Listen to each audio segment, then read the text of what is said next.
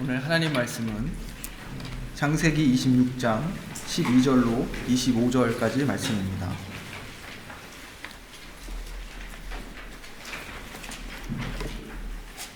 제가 봉독해 드리도록 하겠습니다.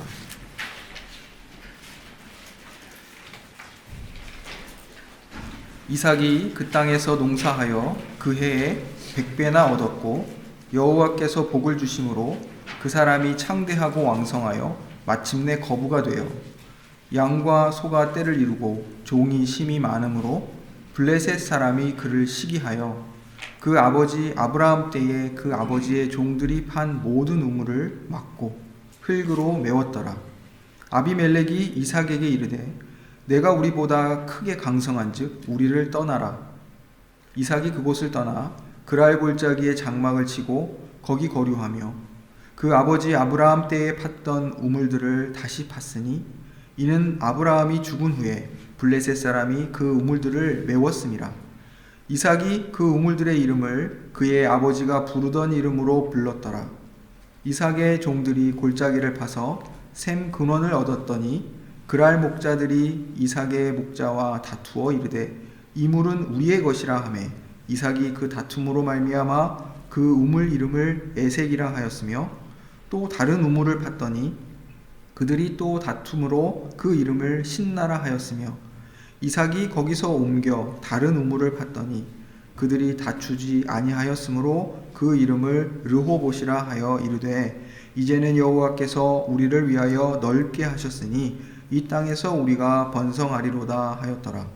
이삭이 거기서부터 브엘세바로 올라갔더니 그 밤에 여호와께서 그에게 나타나 이르시되 나는 내 아버지 아브라함의 하나님이니 두려워하지 말라. 내 종 아브라함을 위하여 내가 너와 함께 있어 내게 복을 주어 내 자손이 번성하게 하리라 하신지라.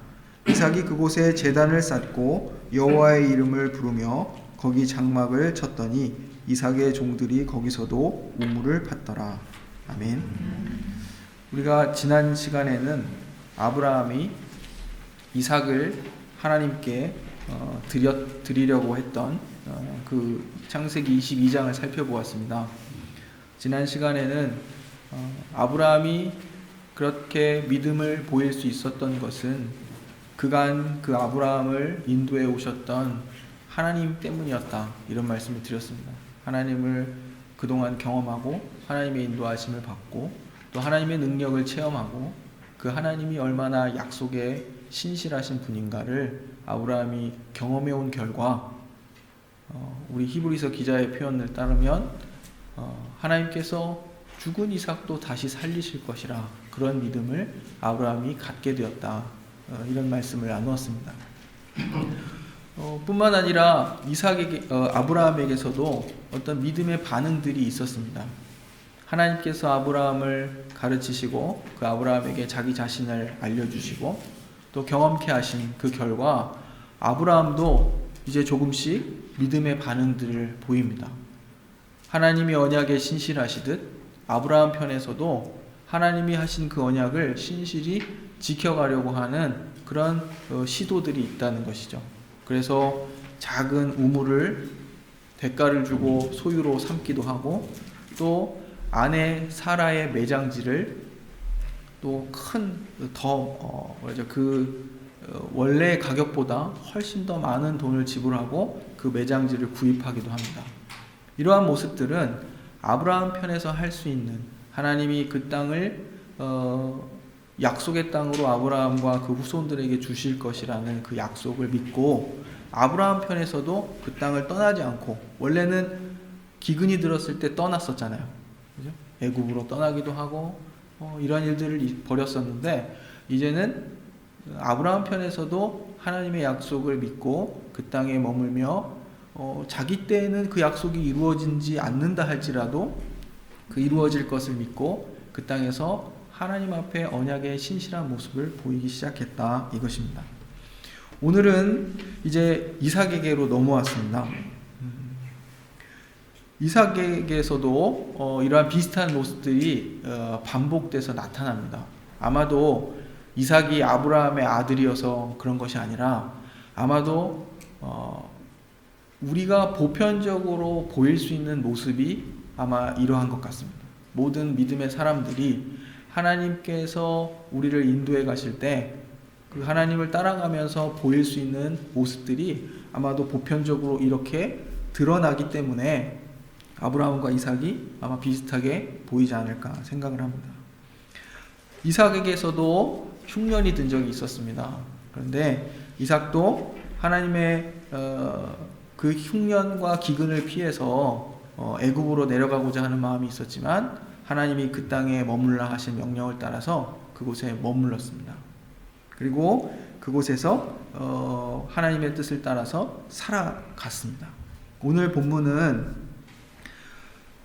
이삭이 계속 그 가나안 땅에 머물면서 그곳에서 여러 어려움들을 겪는데 그럼에도 불구하고 그 땅에서 끝까지 그 땅을 지켜내며 농사짓고 이렇게 자기의 삶을 일구어 갔더니 하나님께서 큰 복을 주셨다는 거예요.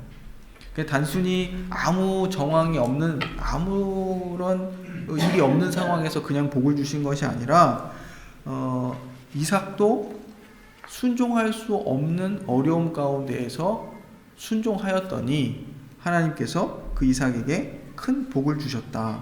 오늘 본문 12절 13절은 그가 큰 복을 받아 창대하게 되고 왕성하게 되었다. 이렇게 설명하고 있습니다. 그런데 문제는 이삭이 하나님의 복을 받아서 큰 부자가 되자 그 땅의 사람들, 블레셋 사람들이 시기를 하기 시작합니다. 심지어 이삭의 편을 들어주었던 그 땅의 왕 아비멜렉도 이삭에게 네가 우리보다 더 강해졌다. 그러니 이제는 우리 땅을 떠나라. 이렇게 명령합니다. 그동안 이삭은 아버지 아브라함 때 팠던 그 우물을 터전으로 살았습니다. 농사를 짓고 목축을 하는 사람들에게 우물은 아주 중요한 재산이며 생명과도 같은 삶의 터전입니다.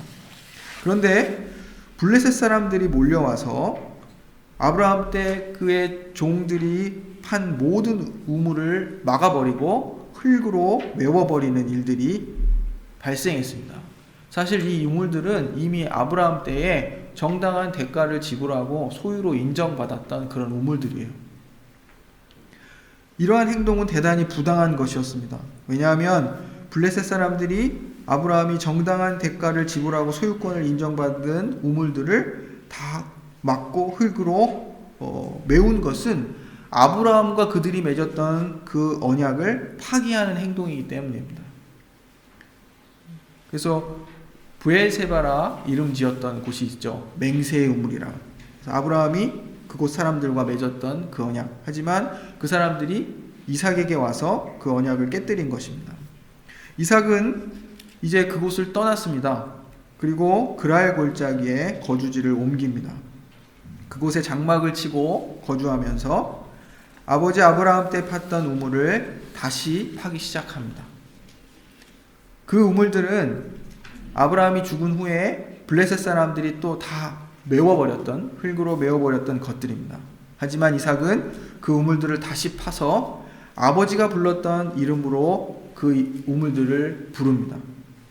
그 우물에 대한 소유권을 주장하고 아비멜렉의 결정에 부당함을 알리는 것입니다. 이것도 단순히 그런 개인의 재산적 문제 차원에서 볼 일이 아니라 이삭도 아버지의 뜻을 이어받아서 그 땅에 머물러야 하는 이유를 아는 것입니다. 단순히 빼앗긴 재산 혹은 소유권을 빼앗긴 어떤 우물 이런 차원이 아니라 하나님께서 그 땅을 유업으로 주시겠다 하신 그 약속에 대한 반응으로서 이런 모습을 보이고 있다 이것입니다. 이삭의 종들이 우물을 다시 파서 물이 나오기 시작했습니다. 그 메워졌던 우물 가운데 다시 물이 나기 시작했습니다. 그랬더니 그 지역의 목자들, 그랄 땅의 목자들이 몰려와서 우물의 소유권을 주장합니다. 원래 다 메워져서 물도 나지 않았던 우물이었는데 이삭이 그것을 파서 물이 다시 나자 이제 와서 그것은 우리 것이다. 그 소유권을 주장하는 겁니다.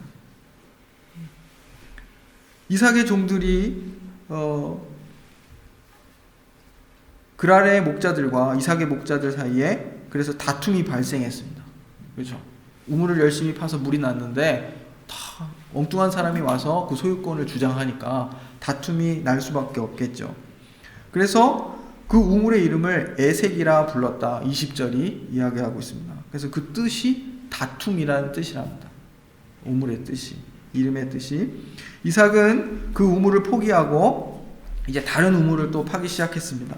그런데 그 새로운 우물을 둘러싸고 그곳에서 물이 나오자 또 다툼이 일어나기 시작했습니다. 이번엔 그래서 그 우물의 이름을 신나라 부릅니다. 그 뜻은 대적하다 이런 뜻입니다. 대적하다. 다툼에서 악의를 가지고 대적하는 좀 더 강력한 어떤 이 관계가 더 악화된 것을 지금 보여주는 것입니다. 이삭은 이번에도 그곳을 떠나서 다른 곳에 또 우물을 팠습니다. 이제야 비로소 그랄 목자들과의 사이에서 우물을 둘러싼 다툼이 없어지게 됐습니다. 아마도 이삭은 더 이상 다툼이 일지 않을, 즉 아무도 탐내지 않는 곳을 선택한 것이 아닌가 이렇게 생각이 듭니다. 더 이상 거기까지는 올 이유도 없고 필요도 없을 것 같은 그런 곳에 가서 우물을 파는 것은 아닌가. 혹은 이삭이 워낙 우물을 잘 파고 물이 많이 나오니까 더 이상 그 넉넉한 우물로 인해서 다툼이 발생하지 않았을 수도 있겠죠. 어쨌든 이삭은 다툼을 피하고 그런 대적하는 관계들을 피해서 다른 곳으로 또 옮겨가 그곳에 우물을 팠습니다. 우물을 둘러싼 다툼이 사라졌으므로 그 우물의 이름을 르호봇이라 이렇게 명합니다. 그 뜻은 오늘 본문을 통해 보니까 장소가 넓다 이런 뜻입니다. 이제는 여호와께서 우리를 위하여 넓게 하셨으니 이 땅에서 우리가 번성하리로다 이렇게 기록하고 있습니다. 우리는 지난 시간에 아브라함을 인도하시는 하나님에 대해 배우고 그 과정을 통해서 성장하는 아브라함을 보았습니다. 아브라함은 하나님의 인도를 받으며 그분의 성품과 의지를 경험하면서 그가 맞닥뜨리는 여러 어려움들과 선택들 앞에서 이제 믿음의 반응을 보이기 시작합니다. 그는 땅의 약속에 대하여 언약의 신실함을 보이기 시작합니다. 대가를 지불하고 아비멜렉으로부터 우물의 소유권을 얻어내기도 하고 가나안 땅 헤브론에서 헷 족속으로부터 막벨라굴을 매입해서 죽은 아내 사라의 매장지로 삼기도 합니다. 이삭에게서도 비슷한 패턴이 보입니다. 가나안에 흉년이 들자 이삭도 그 상황을 지켜보며 이 흉년을 피할 풍요로운 땅으로 옮겨갈 마음을 가졌습니다. 그런데 하나님께서 이삭에게 그냥 마음만을 가졌는데 하나님께서 이삭에게 나타나셨어요. 이삭에게 애굽으로 내려가지 말고 가나안 땅에 머물라 이렇게 명령하셨습니다. 하나님은 이삭에게 그의 아버지 아브라함에 대해 말씀하시며 하나님이 그 하나님의 명령과 계명에 순종했을 때 큰 복을 주셨다는 사실을 기억나게 합니다. 이 내용이 3절로부터 5절인데 제가 읽어드리겠습니다. 이 땅에 거류하면 내가 너와 함께 있어 내게 복을 주고 내가 이 모든 땅을 너와 내 자손에게 주리라.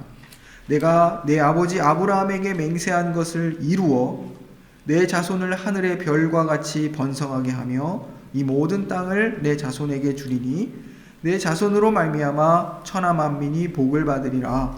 이는 아브라함이 내 말을 순종하고 내 명령과 내 계명과 내 율례와 내 법도를 지켰음이라 하시니라. 하나님은 늘 그 약속하신 것에 대해서 신실하시기 때문에 아브라함에게 하셨던 약속을 이삭과 그 후손들 사이에서도 지켜가시겠다 이렇게 말씀하시는 겁니다. 그리고 아브라함도 하나님의 그 언약을 믿고 순종함으로 언약에 대해 신실함을 보였다 이것입니다. 가나안의 흉년이 들었을 때에 이삭은 아버지 아브라함보다 조금은 좀 진일보한 믿음의 모습을 보입니다. 하나님의 명령대로 그 약속의 땅에 머무른 것입니다. 아버지는 애굽으로 내려갔었지만 그래도 이삭은 하나님의 명령을 따라 그 땅에 머물렀다 이것입니다. 기근 속에서 흉년 앞에서 약속을 믿고 그 가물은 땅에 머문다는 것은 그가 하나님을 믿고 의지했기 때문에 가능한 것입니다. 굉장히 단순하게 아주 단문들로서 제가 이 상황들을 설명드리지만 기근의 상황에서 이 기근을 피하지 않고 가물은 땅에 머문다는 그것은 쉬운 결정이 결코 아닙니다.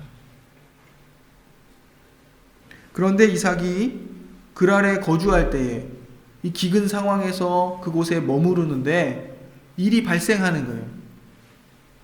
기근 가운데 있으니 우물이 얼마나 더 귀하겠습니까? 물을 놓고 다투는 일들이 얼마나 다급한 일들이었겠습니까? 그곳 사람들이 또 한 가지 일이 발생하는데 이삭의 아름다운 아내 리브가 그 리브가에게 관심을 보이기 시작했습니다. 어디서 많이 보던 이야기죠. 아브라함에게서도 발생했었던 이삭도 비슷한 모습을 보이는데요. 이삭은 블레셋 사람들이 아름다운 자기의 아내 때문에 자기를 혹시 죽일까봐 두려워서 그 아내를 여동생이라고 속입니다. 하지만 이삭이 그곳에 자리를 잡고 지낸 지 시간이 좀 흘렀을 때 이것은 오래 가지 않겠죠. 그래서 아비멜렉 왕에게 이 이삭과 리브가가 부부의 관계라는 사실이 들통이 납니다. 그래서 이삭은 얼마나 두려웠겠습니까? 이 사실이 들통나오면 나의 생명의 위협이 이제 닥칠지도 모른다. 이런 생각을 했을 수 있습니다. 그런데 이삭이 염려했던 그런 일은 일어나지 않고 오히려 아비멜렉 왕이 자기들의 부하들, 자기들의 신하들, 자기들 백성들에게 이삭과 리브가를 보호하고 절대 그들을 해치지 말 것을 명령합니다.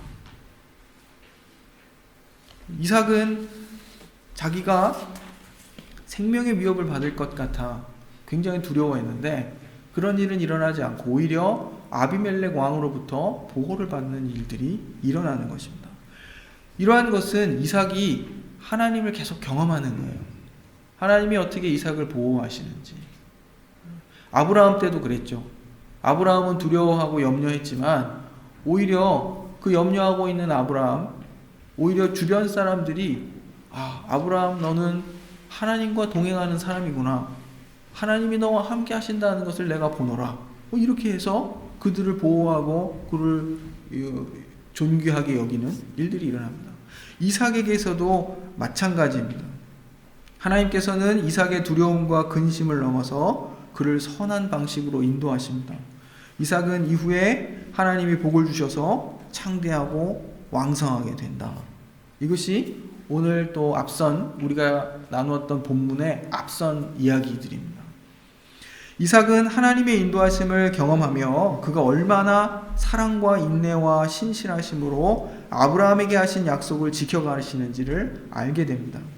아브라함도 하나님의 능력과 신실하심을 경험하면서 더욱 하나님을 의지하게 되고 믿음의 반응을 보이게 됩니다.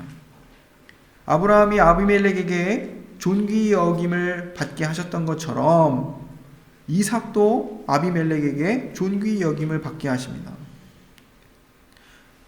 아브라함에게 이런 일이 있었죠. 내가 무슨 일을 하든지 하나님이 너와 함께 계시도다. 이것은 아비멜렉 왕이 아브라함을 보며 한 말입니다. 내가 너의 모든 그 행보를 지켜보니 늘 하나님이 함께 하시는 것을 내가 본다. 이런 뜻입니다. 이삭에게도 이와 비슷한 말들이 있습니다. 여호와께서 너와 함께 계심을 우리가 분명히 보았으므로 29절이 그렇게 기록하고 있습니다. 이것은 하나님의 인도하심의 결과로서 오늘 본문 또 뒤에 나오는 내용입니다.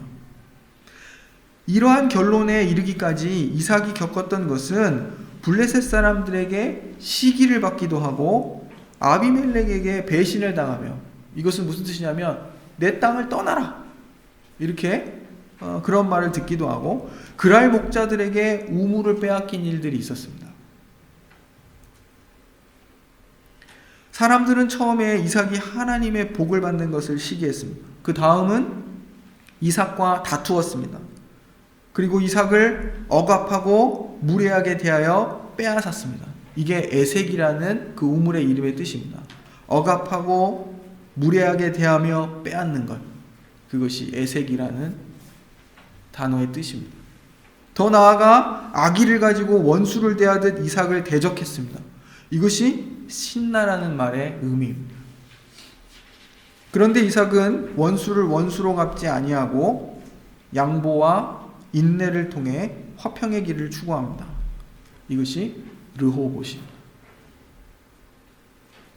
이삭이 이러한 길을 선택할 수 있었던 것은 그가 원래 순하고 성숙한 인격을 가졌기 때문이 아니라 그동안 그를 인도해 주신 하나님 때문입니다. 이삭은 하나님이 그의 하나님 되심을 경험했고 심지어 아비멜렉도 그 사실을 인정한 것을 우리가 보게 됩니다. 하나님이 이삭과 동행하심을 모두가 알고 인정한 것입니다. 예수님께서 산상수훈에서 이런 말씀을 하시죠. 우리가 함께 읽었던 교동문에 나와 있는 본문 내용입니다. 온유한 자는 복이 있나니 그들이 땅을 기업으로 받을 것이며, 이렇게 말씀하십니다. 온유한 자는 복이 있나니 그들이 땅을 기업으로 받을 것이다. 그런데요, 세상의 삶의 원리로는 온유한 자가 땅을 얻을 확률은 오히려 땅을 얻기는커녕 빼앗길 확률이 더 높습니다. 세상의 삶의 원리를 따라서 보았을 때. 그런데 하나님의 나라에서는 심령이 가난한 자가 복이 있고 온유한 자가 복이 있고 화평케 하는 자가 복이 있고 핍박을 받는 자가 복이 있다, 이렇게 말씀하시는 겁니다. 하나님과 동행하는 사람은 그분의 성품과 부요하심과 능력을 잘 알기 때문에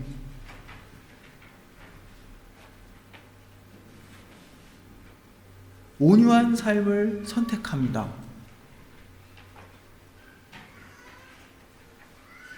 이 온유한 삶을 선택한 사람들은 다투고 경쟁하고 빼앗는 상황에서도 양보하고 인내하게 됩니다.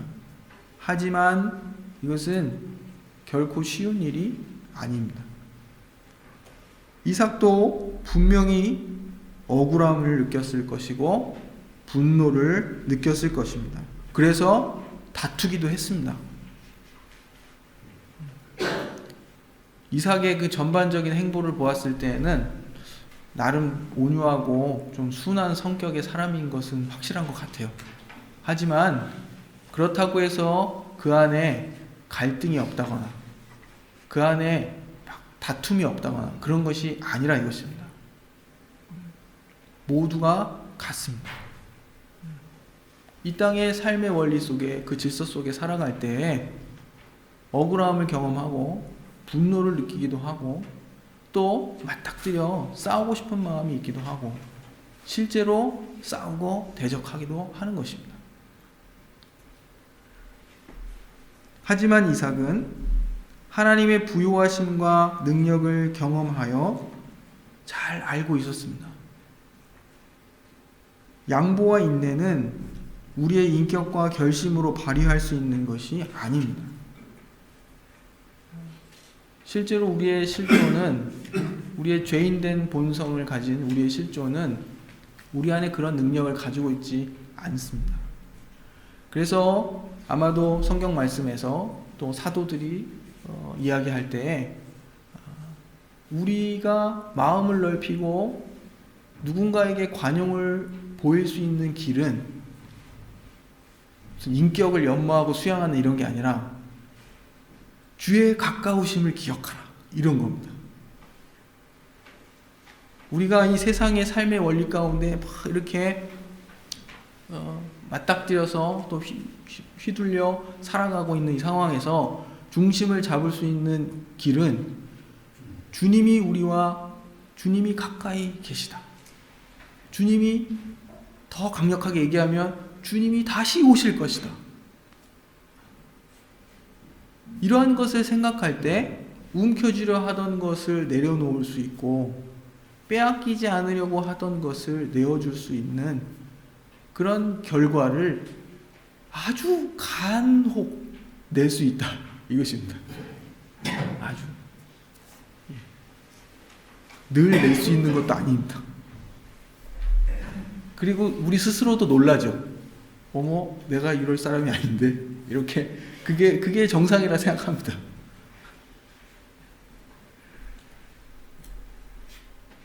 하나님의 약속과 그분의 능력과 부요하심과 신실하심을 믿을 때에만 가능하다 이것입니다. 하나님의 그 언약의 신실하심, 하나님이 우리의 하나님이 되시고 나를 책임지시고 지키고 인도하시고 복을 주시고 나의 편이 되어 주시고 이러한 사실들을 알 때에 이삭처럼 우물을 내어주고 다른 곳에 가서 또 그 힘든 일을 반복하면서 여전히 힘들고 즐거워서 하는 일이 아니죠, 이것은.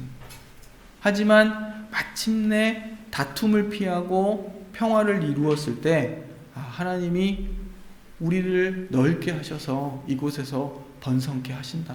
이렇게 고백할 수 있게 된다. 이것입니다. 여전히 우리 안에 온유한 결정을 하기까지 갈등이 있다 할지라도 하나님께서 마침내 화평의 일과 덕을 세우도록 하실 것을 믿습니다. 화목을 이루어 산다는 것은 겉으로 보았을 때 아무 일이 일어나지 않는 것이 화목이 아닙니다. 어찌 보면 아무것도 안 일어나는 것처럼 보이고 평화로운 상태인 것처럼 보일 수 있을지 모르지만 실상 우리 마음이 전쟁터와 같다면 그것은 참된 화목이 아닙니다. 우리가 진정 화목을 이루는 길은 다소 의견의 충돌이 보이고 발생한다 할지라도 그것을 신앙으로 극복하고 믿음으로 하나 돼서 예수 그리스도라는 한 목적으로 갈 때 그것이 진정한 화목입니다.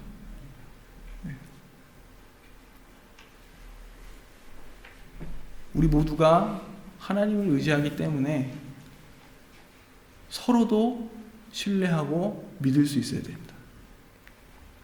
그렇다고 모두가 아주 대단한 인격과 어떤 소양들을 나타내 보이기를 바라고 이런 것이 아니라 하나님이 우리를 통해 자신의 뜻, 사랑과 화평과 어떤 인내와 이러한 놀라운 그분의 성품들을 드러내실 것을 우리가 믿기 때문에 우리의 연약함에도 불구하고 그 일을 이루실 것을 믿기 때문에 서로의 조금 부족한 인격들과 문제들이 드러난다 할지라도 함께 하나님을 믿고 가는 것입니다.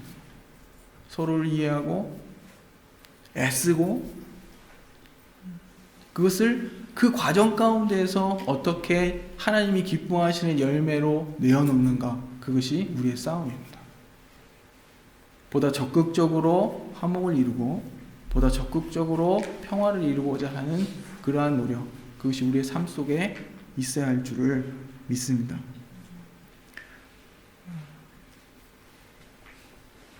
이삭이 원래부터 온유한 사람은 아니었을 거라 생각합니다.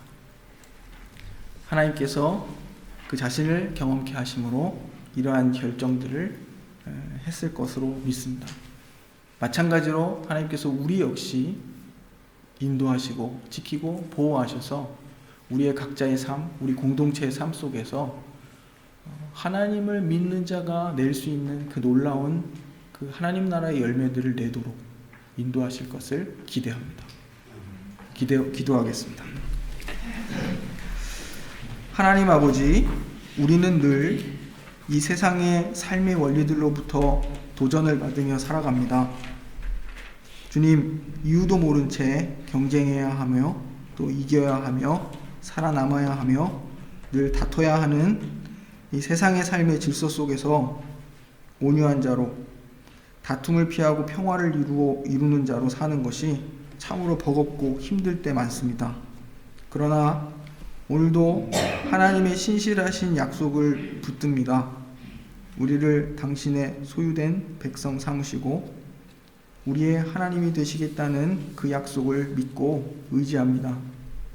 우리의 죄와 허물을 속량하시려고 구주 예수님을 희생제물로 주셔서 우리를 죄와 사망의 권세로부터 구원하신 하나님의 은혜를 찬양하고 그 은혜에 감사합니다. 하나님이 우리의 하나님 되시며 우리와 함께 하시니 우리의 가장 큰 복이며 삶의 이유며 동력이 됨을 고백합니다. 한 주간을 온유한 자로 살아갈 믿음과 힘을 주옵소서. 예수님의 이름으로 기도합니다. 아멘.